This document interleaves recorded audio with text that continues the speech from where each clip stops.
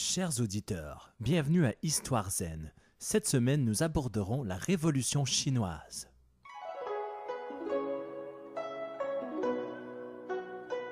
Depuis son avènement en tant qu'idéologie, le communisme est un sujet qui en a fasciné plus d'un. Dans plusieurs pays, la mémoire collective semble identifier la Révolution russe comme étant l'événement fondateur du communisme. Que l'on soit d'accord ou non, force est d'admettre que l'URSS fut associée au communisme tout au long de son histoire. Par contre, il ne faut pas conclure qu'il s'agit du seul exemple probant de révolution communiste, puisqu'un tel événement eut également lieu en Chine durant le XXe siècle. L'objectif de cette capsule sera donc de résumer les principales étapes de cette révolution. D'abord, au début du XXe siècle, alors que la majorité de la population appartient à l'ethnie des Han, la Chine est gouvernée par un empereur de la dynastie Qing et d'ethnie mandchoue. Ce gouvernement impérial est considéré étranger par le peuple et les Chinois ne reconnaissent pas sa légitimité. L'économie de la Chine est majoritairement rurale, mais elle est dominée par une élite ayant des liens serrés avec le pouvoir impérial. Cette situation mènera éventuellement à des soulèvements populaires contre le régime impérial. Ces soulèvements commenceront vers l'année 1911 et ils seront d'abord l'affaire de Chinois nationalistes républicains menés par Sun Yat-sen. Celui-ci proclame d'ailleurs la première république de Chine en janvier 1912 à la suite de la sécession de plusieurs provinces du sud du pays. Une partie de l'armée impériale rejoint même la cause des révolutionnaires, mais à condition que leur commandant Yuan Shikai remplace Sun Yat-sen en tant que dirigeant de la jeune république. Ensuite, Yuan Shikai transformera l'administration républicaine en une dictature, ce qui mènera à de nouveaux soulèvements. Yuan Shikai ne vivra pas assez longtemps pour rétablir l'ordre en Chine. Sa mort est suivie d'une période d'instabilité où une grande partie de la Chine est sous l'autorité aléatoire de seigneurs de la guerre. Les nationalistes républicains de Sun Yat-sen contrôlent toujours le sud du pays.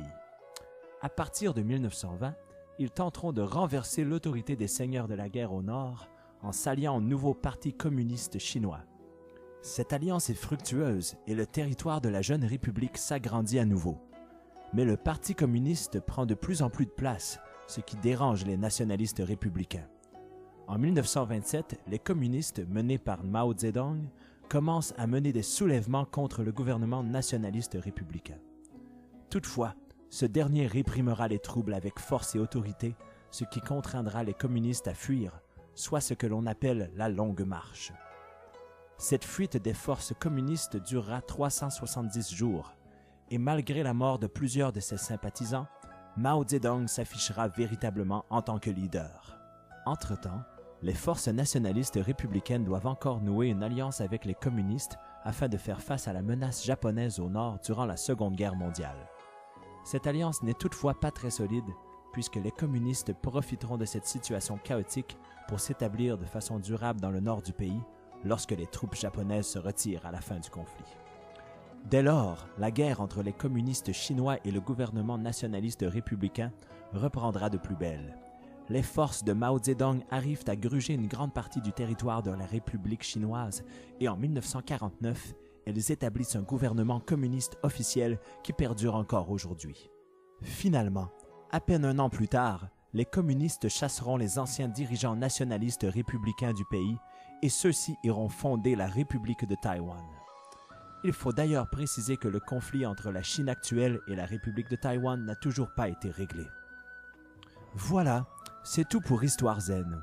Merci de votre fidèle écoute, chers auditeurs, et en espérant que cette capsule vous aura permis de mieux comprendre comment la Chine est passée d'un gouvernement impérial à une république pour finalement devenir un État communiste.